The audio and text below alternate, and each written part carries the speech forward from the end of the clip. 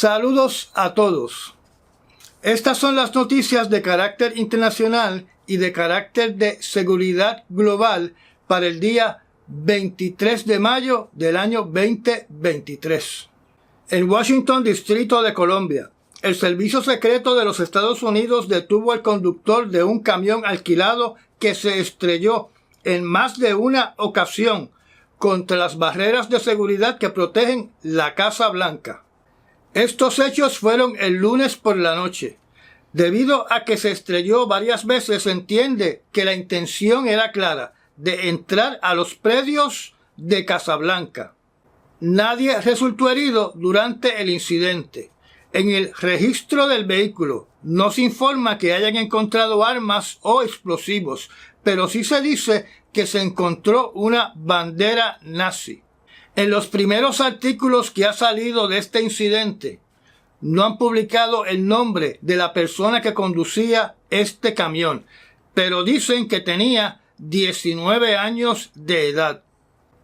Durante el día 23 de mayo se ha hablado mucho sobre los F-16 que el presidente Biden aprobó para la Fuerza Aérea de Ucrania. Estos F-16 se están presentando como si fueran una superarma que va a cambiar el panorama del frente de batalla en ese país. A favor del ejército de Ucrania. Usted tiene que entender de que con misiles comunes y corrientes, en la crisis de Kosovo y Serbia, misiles rusos tumbaron un F-16 y en adición derribaron el avión que se supone que era indetectable, el F-117, que fue el que se utilizó para bombardear a Bagdad en Irak durante la operación Desert Storm. Todo lo que se ha dicho de los F-16 está lleno de contradicciones. La última información que ha salido es que la promesa de los Estados Unidos de enviar los F-16 es una promesa a largo plazo. O sea, que puede tardar más de un año. Pero también están diciendo de que si el entrenamiento comienza durante las próximas semanas, el entrenamiento duraría 6 meses. Y con ese horizonte, esos aviones F-16 estarían volando sobre Ucrania para diciembre del año 2023. Pero también hay otras informaciones por parte de oficiales de la OTAN que dicen que los F-16 podrían estar operando en Ucrania a mediados o a finales del mes de junio. También durante el día 23 aparece información de que hace meses pilotos ucranianos están siendo entrenados en Polonia y que Dinamarca va a empezar a entrenar pilotos ucranianos para finales del mes de junio. Y países como Holanda, Bélgica y Dinamarca solo han dicho de que están dispuestos a entrenar pilotos de Ucrania. Así que este asunto de los F-16 tiene una similitud a lo que está pasando en la ciudad incinerada de Bakhmut, donde no se sabe lo que está pasando, porque lo que pasa hoy se contradice mañana. Pero aquí lo importante es que usted esté consciente que de la misma forma que los misiles hipersónicos de Putin no son indestructibles, tampoco lo son los F-16, y que los F-16 ya han sido presas, ya han sido derribados por misiles rusos. En otras noticias, es curioso que en las noticias del 22 yo estaba hablando del Líbano, indicando de que estaba normalizando sus relaciones diplomáticas con el país árabe de Bahrein y que había recibido una especie de amenaza por parte del director de la inteligencia militar de Israel. Y por esas casualidades de la vida, el día 23 de mayo aparece una noticia en Reuters que indica de que hay planes por parte del Fondo Monetario Internacional y de otras instituciones financieras de poner al Líbano en la lista gris, donde en esa lista ponen los países que tienen prácticas que no son satisfactorias para impedir el lavado de dinero y el financiamiento del terrorismo. O sea, que esto es como una especie de ataque que va a afectar la capacidad del gobierno del Líbano para coger prestado y para progresar industrialmente. Y yo me pregunto si Israel tuvo algo que ver en esta decisión. Ya que hablamos del Oriente Medio, un video del príncipe Salmán de Arabia Saudita y el presidente de Siria, el señor Assad, debe ser un mensaje bien claro para Casablanca de que Arabia Saudita se está alejando de ser un aliado cercano de Estados Unidos. En el video se ve al príncipe Salmán dándole una calurosa bienvenida al presidente de Siria, donde se dieron un caluroso abrazo y se besaron en las mejillas. Estados Unidos ha informado de que no ve con buenos ojos que Siria haya regresado a la Liga Árabe. Y en algunas ciudades de Siria, donde el presidente tiene ciudadanos que no aprueban su presidencia, se suscitaron protestas en contra del regreso de Siria a la Liga Árabe. En Moscú, ciudadanos valientes, particularmente aquellos que son o que fueron de la prensa, están levantando sus protestas en contra del sistema de vigilancia ciudadana que se está implementando por órdenes del presidente Putin, donde estas personas dicen que múltiples cámaras de seguridad están equipadas con programas para reconocer la identidad de las personas y por lo menos una periodista dice que ha sido arrestada en varias ocasiones y forzada a estar en custodia policíaca por varias horas antes de ser dejada en libertad para volver en unos días más tarde a pasar por el mismo ciclo de ser arrestada y puesta en libertad, donde simplemente le dicen a ella que no saben por qué el sistema la reconoce y la manda inmediatamente a ser arrestada, cuando naturalmente la conclusión personal mía es que simplemente es una forma de acoso por parte del gobierno de Putin. Se dice que con cada día que pasa se implementan nuevas herramientas electrónicas para el control poblacional. Y supongo que están hablando primordialmente sobre el control poblacional de Moscú y de San Petersburgo. Estos periodistas alegan que Rusia se está convirtiendo en una prisión electrónica donde están tratando de imitar el control poblacional de las ciudades en China. Así que aquellos que vieron la serie Person of Interest, podríamos pensar que se está implementando una especie de conciencia digital como Samaritan en Moscú. Me recuerdo de una conferencia de Andrew Álvarez conmigo hace más de 10 años atrás, donde presentamos una idea en desarrollo de Google de unas gafas que reconocían los detalles faciales de todas las personas que uno miraba y le decía a uno su nombre y otros detalles personales, incluyendo si era una persona buscada por la policía o con expediente criminal. Y quién sabe si esas gafas ya existen. Cuando hablan de espionaje cibernético y de vigilancia a través de las redes, uno inmediatamente culpa al gobierno. Pero yo quiero que ustedes sepan lo siguiente. Hace más de 15 años atrás, cuando yo preparaba páginas de internet para diferentes clientes, tuve que rechazar a varios clientes potenciales debido a que estaban exigiendo que además de tener un contador para saber cuántas visitas recibía su página y de qué país provenía esa visita, ellos querían saber el nombre de ese visitante más su correo electrónico, algo que es ilegal.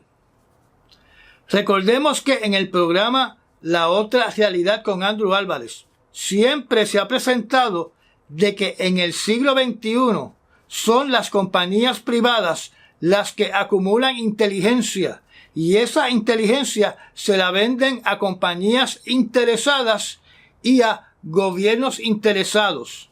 Así que preocúpese más por la empresa privada que por el gobierno, porque de seguro que la empresa privada tiene sistemas más avanzados que el gobierno. Y volviendo a la serie de televisión Person of Interest, donde la conciencia artificial de vigilancia de nombre Samaritan era de una compañía privada con oficinas en Hong Kong, que estaba en el negocio de la información y le vendía sus servicios al gobierno de los Estados Unidos.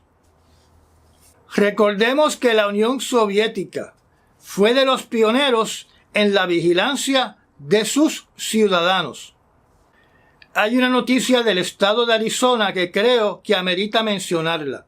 El señor Raymond Matías, que reside a pocas millas de la frontera con México, llamó a la patrulla fronteriza porque localizó a inmigrantes ilegales en alguna parte de su propiedad. Al presentarse el personal de la patrulla fronteriza, se oyeron unos disparos por parte de los oficiales que le causaron la muerte a este residente de Arizona. Yo no voy a ponerme a especular de qué fue lo que pasó, que tuvo como resultado la muerte del señor Matías.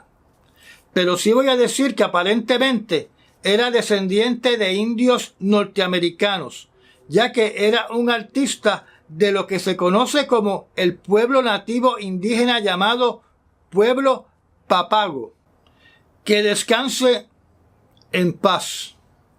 En otras noticias, las Naciones Unidas descubren que los mercenarios de Wagner Group estuvieron envueltos en una masacre en una aldea en Mali que ocurrió en marzo del año 2022, donde fallecieron unas 500 personas, donde la mayoría de ellas eran civiles y no militantes islámicos. El reporte que detalla esta masacre en la aldea de Moura también habla de violaciones a mujeres y torturas.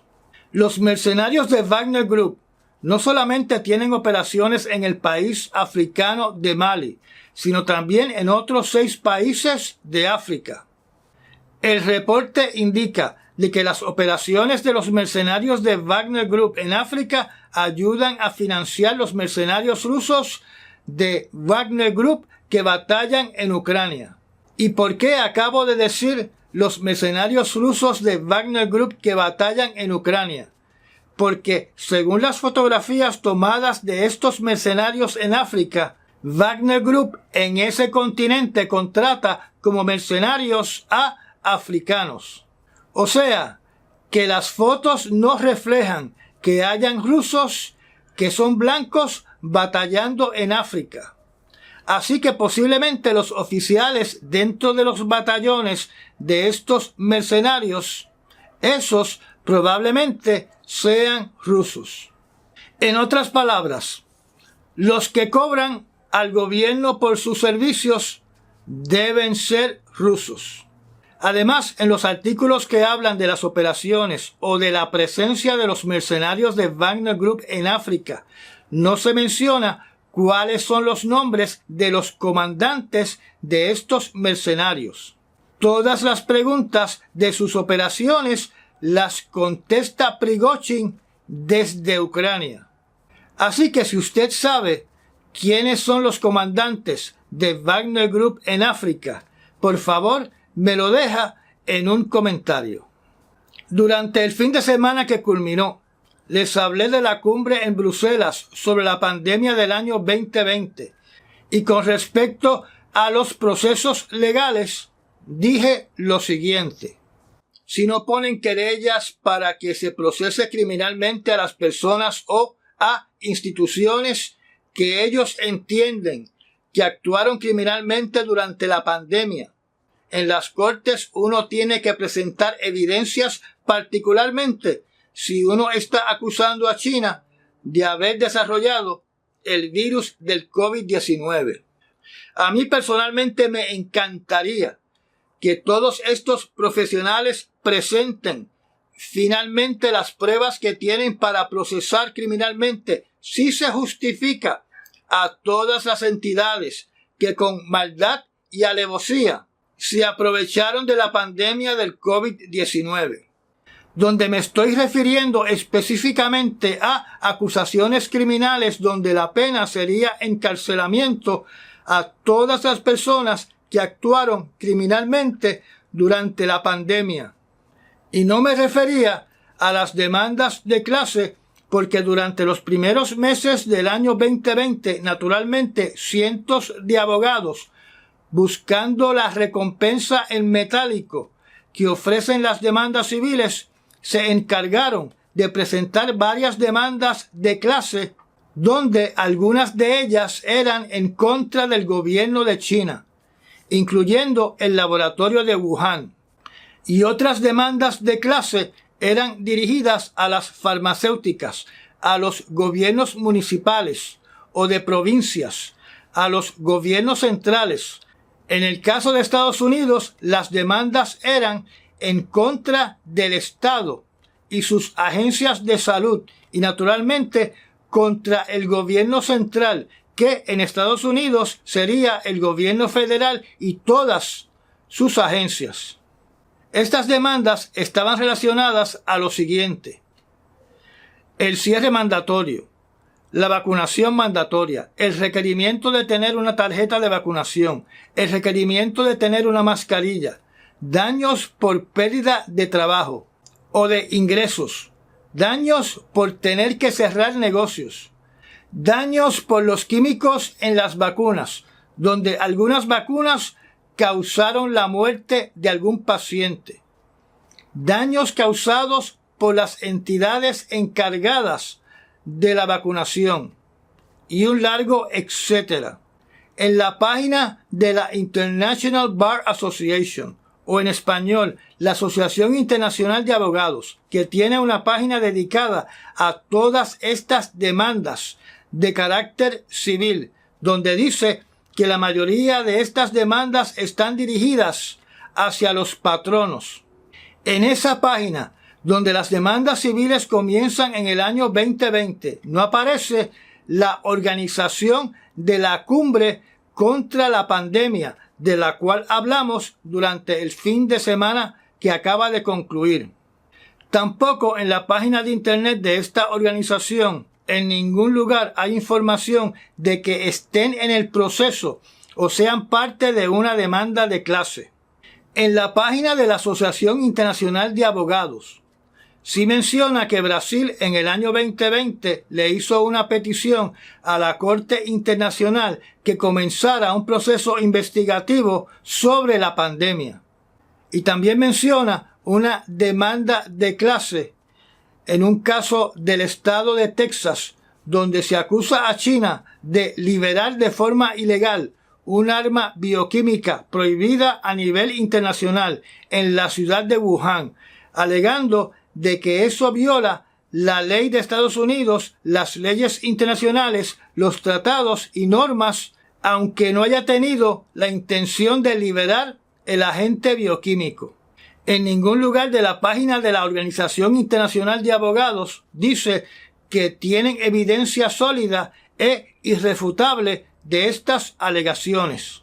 Y lo más importante es que la conclusión de esta página de la Organización Internacional de Abogados es que ninguna de estas demandas en contra de China va a progresar.